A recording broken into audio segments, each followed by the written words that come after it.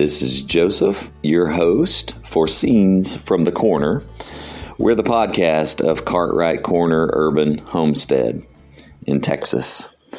And today I just want to kind of address and talk about something that I think will be of interest to you. And what that is my perspective, my view, my thoughts really on COVID-19. This is a topic that is talked about ad nauseum in media. So much information being thrown out there from every perspective, every imaginable, conceivable direction. It's coming. And now I'm adding one more thing to the mix. So let me just kind of get into my thoughts on COVID. I must state from the beginning, as I'm sharing this quickly, I have 15 minutes, a little less in this podcast.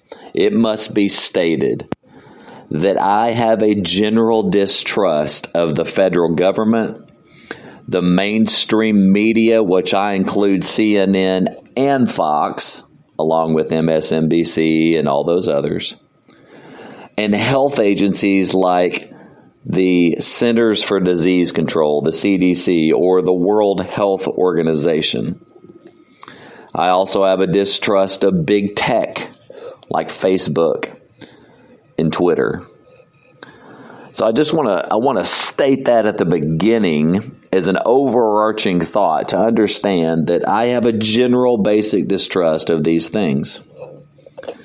So that being said, I want to talk real quickly about misinformation and disinformation. There is a lot of information out there, as I just said in the opening, but this information is being misapplied and disapplied. But let me talk real quick about those two definitions. Misinformation is just false or inaccurate. False or inaccurate information. And it's regardless of the motive. It's false information. And false information is being put out by good people, including some of us, maybe even including me. I'm seeking to find truth, but I'm calling it as I see it right now. So misinformation is false or inaccurate information. But disinformation, listen to this. This has motive attached. It is deliberately misleading or biased information. It is manipulated narrative or facts.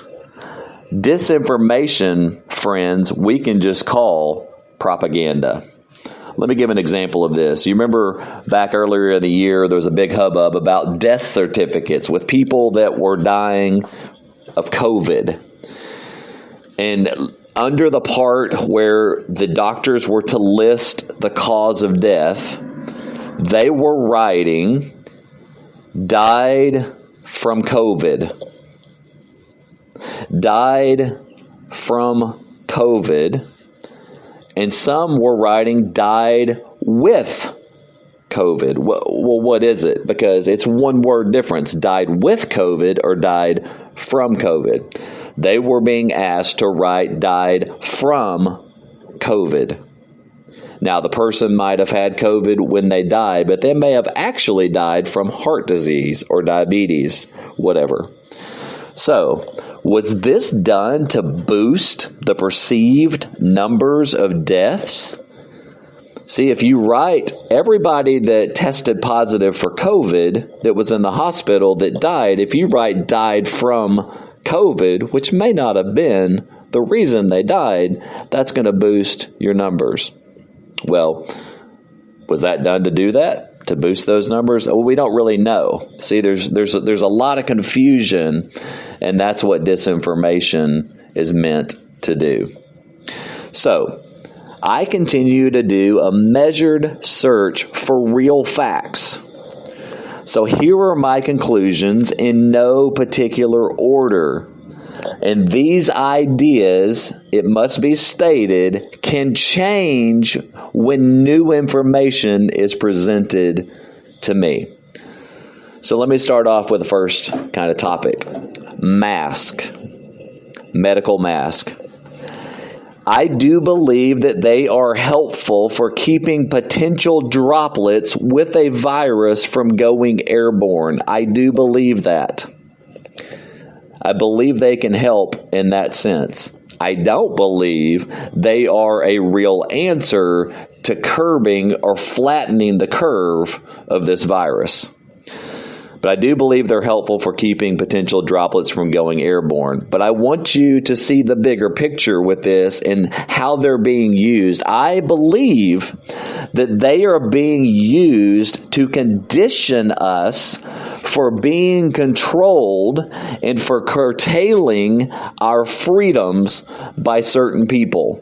I believe certain people are using the mask to kind of gauge what is our willingness to conform to the system that they are proposing. So I believe it is a conditioning mechanism. All right. So I'll let that sit right where it is. So that's some little thoughts on mask. Number 2, is COVID-19 real? Well, at this point, I believe that there is an actual SARS-CoV-2 virus that comes into full-blown COVID-19. I do believe that there's really a virus. But I do have 2 points of research that are probably worth looking at. First, in relationship to testing. There appear to be inaccuracies in the testing. One example is Elon Musk. He's the CEO of Tesla. He took 4 tests for COVID.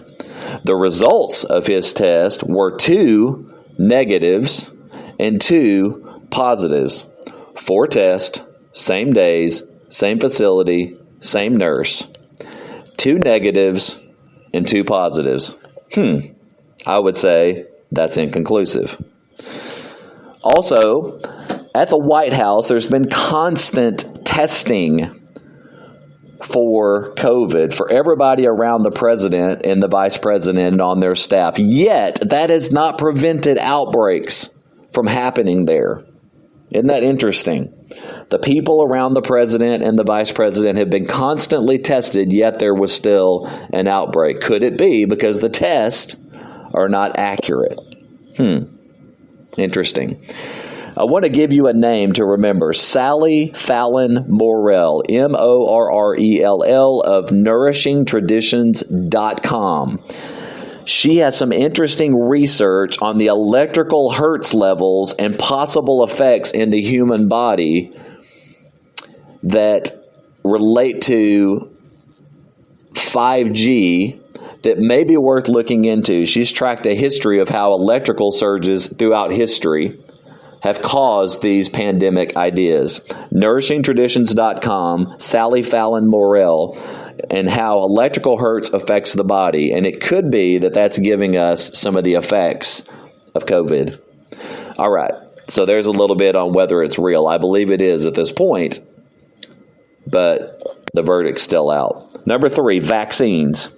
I need you to hear I am opposed to the recent new vaccines.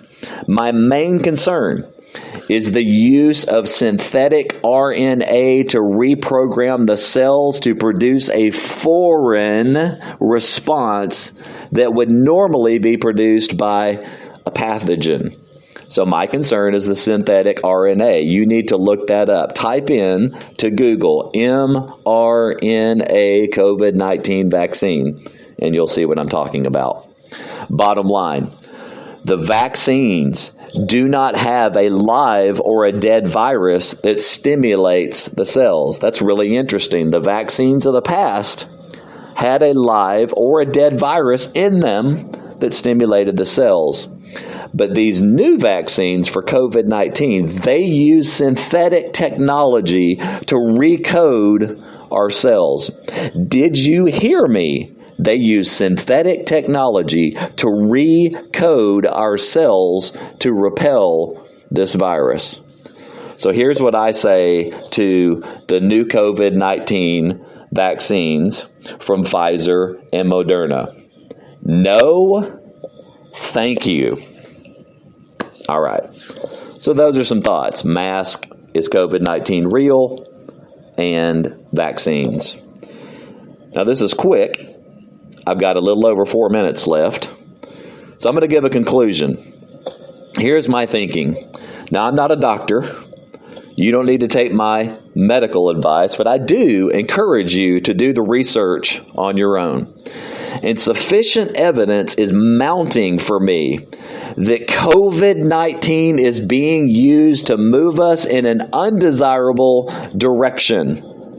And in general, I am opting out of the hype of that direction.